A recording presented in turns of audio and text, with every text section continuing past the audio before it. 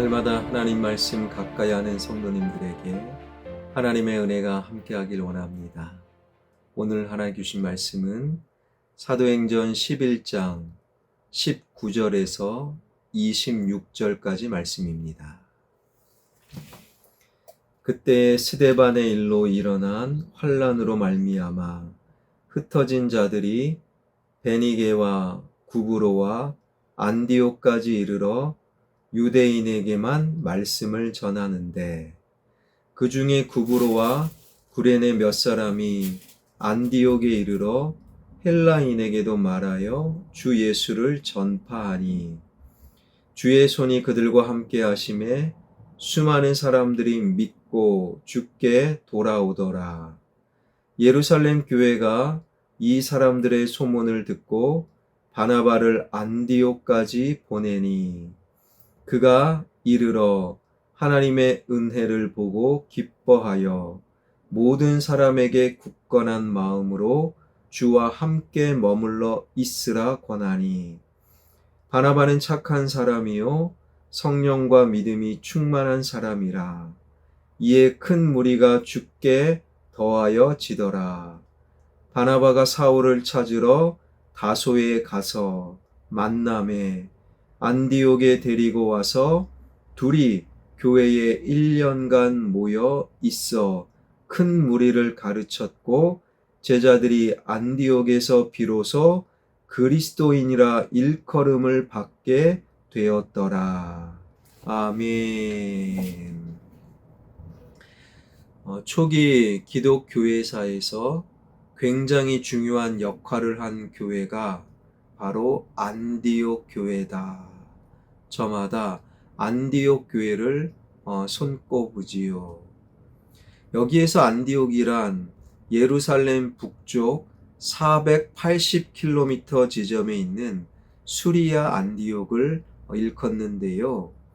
그 이후 오랜 기간 동안 역사의 변천을 거친 뒤 1939년 이 수리아 안디옥은 터키 공화국에 편입되어 지금은 안타키아라는 이름으로 불리우고 있습니다. 오늘날의 안타키아 역시 인구 약 30만 명으로 터키에서 꽤 큰 도시 중에 하나로 손꼽히고 있지만, 2000년 전 로마 제국 시대의 수리아의 안디옥은요, 2000년 전임에도 훨씬 더 거대한 도시였어요.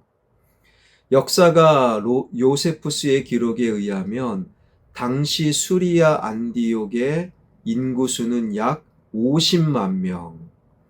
역사가 변천하면서 그 인구수가 지금 30만으로 줄어들었지만, 옛 도시 2000년 전 50만 명의 인구를 자랑하는 수리아의 안디옥은 그래서 로마 제국 내에서도 로마, 알렉산드리아와 더불어 안디옥은 3대 도시로 손꼽힐 정도로 거대한 도시였습니다. 그러나 기독교회사에서 안디옥 교회가 중요한 것은 안디옥이 거대한 도시다, 그러한 도시에 세워진 교회라서라기보다는 굉장히 중요한 영적 세 가지 역할을 감당했기 때문입니다. 첫째, 안디옥 교회는 이방인을 위해 세워진 최초의 이방인 교회라는 거예요. 유대인 입장에서 유대인이 아닌 모든 사람들이 이방인인데, 그러니 우리 교회도 이방인 교회인데, 이러한 최초의 이방인 교회가 바로 안디옥 교회라는 것이지요. 둘째, 안디옥 교회가 처음으로 세상 사람들로부터 저 사람들은 예수 그리스도를 쫓는 자야라는 의미로 그리스도인이라 평가를 받게 된 최초의 교회가 안디옥 교회였어요. 세 번째, 안디옥 교회에서는 세계 역사를 새롭게 썼던 사도 바울의 세계 전도 여행을 파송한 교회가 바로 안디옥 교회였던 것이지요. 이런 관점에서 초기 기독교회사에서 안디옥 교회의 중요성은 이루 말할 수 없을 정도로 컸다라는 것입니다. 오늘의 말씀은 이 중요한 안디옥 교회가 어떻게 시작되었는지 우리에게 알려주고 있는데 19절입니다. 그때의 스데반의 일로 일어난 환란으로 말미암아 흩어진 자들이 베니게와 구브로와 안디옥까지 이르러 유대인에게만 말씀을 전하는데, 우리는 사도행전 8장을 통해 스데반의 순교 사건으로 기독교인에 대한 대대적인 박해가 일어났고, 그때에 많은 그리스도인들이 예루살렘을 떠나 각지로 흩어졌던 사실을 알고 있지요. 그중 일부의 사람들이 베니게와 구브로 그리고 안디옥까지 이르러 복음을 전하게 되었는데, 그때만 해도 역시 유대인에게만 말씀을 전한 거예요. 그런데 본문 20절이 뜻밖의 말씀을 우리에게 알려주는데, 그 중에 구브로와 구레네 몇 사람이 안디옥에 이르러 헬라인 즉 이방인에게도 말하여 주 예수를 전파하니, 놀랍게도 구브로 구레네 출신 몇 사람이 안디옥에 와서 이방인들에게 복음을 전하기 시작했다라는 거예요. 물론 그 이전에도 이런 일이 없었던 것은 아니지요. 빌립 집사에 의해 이디오피아 관리에게 복음이 전해졌고, 지금까지 꽤 오랫동안 살핀 것처럼 베드로에 의해 가이사라 고넬료 일행에게 복음과 세례가 베풀어졌지요. 그러나 베드로는 사도요, 빌립은 집사요. 그런데 안디옥에서는 사도도 집사도 아닌 일반 평신도, 일반 성도에 의해 이방인 선교가 이루어진 것은 이번이 처음이다라는 거예요. 게다가 빌립 집사는 이디오피아 관리에게 복음을 전하고 곧바로 다른 곳으로 떠나지요. 베드로 사도 역시 가이사라 고넬료 일행에게 복음을 전하고 세례를 베푼 이후 며칠 만에 예루살렘으로 다시금 돌아왔습니다. 그러나 안디옥의 그리스도인들은 그들에게 복음을 전할 뿐만 아니라 계속 그들과 함께 살았다라는 거예요. 이것을 통해 안디옥 교회가 시작되었지요. 안디옥 교회는 사도들이 세운 것도 사도 바울이 직접 개척한 교회도 아니었어요. 단 몇 사람, 그것도 이름 없는 단 몇 명의 교인들에 의해 안디옥 교회는 세워진 거예요. 그렇다면 소수의, 그것도 무명에 지나지 않는 그들에 의해 어찌 그토록 놀라운 안디옥 교회가 태동될 수 있었는가? 본문 21절이 이렇게 답하고 있지요. 주의 손이 그들과 함께 하심에 수많은 사람들이 믿고 주께 돌아오더라. 주의 손이 그들과 함께 하셨습니다. 주의 손이 그들과 함께 하셨습니다. 주의 손이 영상을 통해 말씀을 듣는 당신과 함께 하십니다. 바로 주의 손이 그들과 함께 하셨기 때문에 무명의 보잘것없는 그들을 통해 안디옥 교회가 세워질 수 있었던 것이지요. 사도행전을 기록한 사람은 의사 누가복음을 기록한 바로 의사 누가, 의사 누가는요, 직업상 굉장히 치밀하고 꼼꼼하고 논리적이고 합리적인 계획적인 사람. 게다가 그는요, 오랫동안 사도 바울을 수행했던 사람이어서 누구보다도 바울에 대해 많은 것을 알고 있었지요.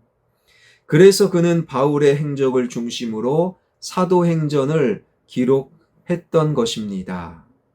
더욱이 이 이후 바울이 직접 안디옥 교회에서 목회했음을 감안한다면 그 중요한 안디옥 교회를 세웠던 몇 사람이 안디옥 교회 개척 멤버가 누구인지 의사 누가는 당연히 알았을 것입니다. 그 몇 사람이 구브로와 구레네 출신인 것까지 기록하고 있을 정도였으니 그들의 이름 또한 누가는 알고 있었겠지요. 그러나 누가는 의도적으로 이름을 기록하지 않았어요. 왜요? 그들이 누구였던 상관없이 안디옥 교회가 안디옥 교회다울 수 있었던 것은 오직 주님의 손에 의함이었음을 의사 누가는 강조하고 있는 것이지요. 터키 이스탄불에 있는 토프카피 박물관에는 모세의 지팡이가 지금 보관되어 있어요. 모세의 지팡이 홍해를 상대로 영화가 그동안에 많이 제작되어 있는데요. 특별히 10개 찰스톤 헤스톤의 그 영화에서 그 주인공의 손에 들려진 지팡이는 사람보다 더 큰 어마어마한 보기 좋은 거대한 지팡이.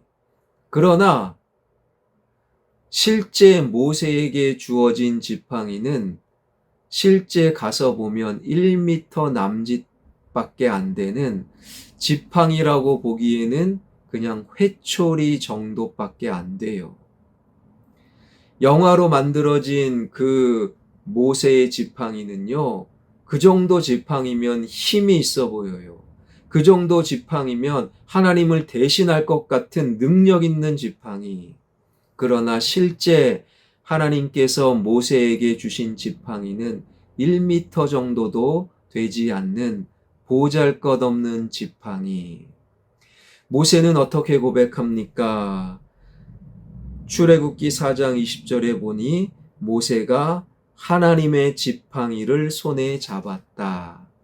지팡이가 중요한 것이 아니라 하나님 손에 의해 주어진 지팡이가 중요한 거예요. 바로 사람이 누구냐? 사람이 중요한 게 아니에요. 목사가 중요한 게 아니지요. 위대한 카리스마가 있는 설교자가 중요한 게 절대 아니에요. 하나님 손에 붙들어진 설교자, 하나님 손에 붙들어진 목사, 하나님 손에 붙들려진 그 사람, 바로 하나님이 중요함을 의사 누가는 강조하고 있는 것이지요. 그렇습니다. 내가 무명의 인사여도 상관없어요. 내가 사도가 아니라, 내가 신앙이 좋은 집사도 아니라, 내가 보잘것없는 성도여도 괜찮아요. 주님의 손이 나와 함께하고 있다면 바로 나를 통해 하나님의 귀한 역사는 계속 이어져 나가는 것이지요. 반대로 내가 뛰어난 언변과 뛰어난 지식과 뛰어난 자리와 많은 돈과 내가 많은 공부를 했어도 내가 주님의 손에 붙들려 있지 않다면 오히려 똑똑하고 부자인 나를 통해 하나님의 교회는 어려워질 수 있다라는 것이지요. 오늘 말씀 기억하며 주님의 손에 붙들려 오늘을 살아가는 저와 여러분, 우리 모두가 되길 주님의 이름으로 축원합니다. 기도하겠습니다. 안디옥 교회가 대단한 것은 사도도 아니요 위대한 선지자도 아니라 무명의 이름도 기록할 수 없는 보잘것없는 그러나 주님의 손에 붙들려진 성도들에 의하여 시작되었음을 마음속에 새기길 원합니다. 나는 보잘것없습니다. 하나님, 그러나 주님 손에 붙들려 나를 통해 새로운 주님의 역사를 써내려 가시는 하나님의 마음을 마음속에 새기며 늘 주님의 손에 붙들린 나와 우리 되게 하여 주옵소서. 나라와 민족이 경제가 회복되며 정치와 그리고 교육과 문화와 사회와 외교와 방송이 회복되길 원합니다. 한국교회가 주님 손에 붙들려진 주님의 능력이 충만한 한국교회 되게 하여 주옵소서. 온 땅의 지진과 기근과 전쟁을 통하여 기후 변화를 통하여 마지막 때 종말의 때가 머지 않았음을 영적으로 깨어 알게 하여 주옵소서. 주님이시여 주님이시여 선교사님들 선교사역 위에 성령 하나님의 기름 부어주심을 경험하게 하여 주옵소서. 예수 그리스도의 이름으로 기도하옵나이다. 아멘.